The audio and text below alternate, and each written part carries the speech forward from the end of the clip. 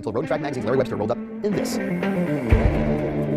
2015 Dodge Challenger SRT Hellcat. It blurts and spits power, obscene amounts of power.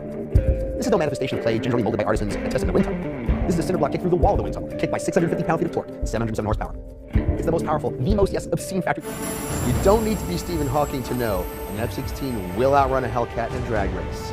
Eventually. A smart man, a man like Larry Webster. This isn't San Fran or New York or even Boston rain. This is Miami, edge of hurricane, almost monsoon, make your Allstate property.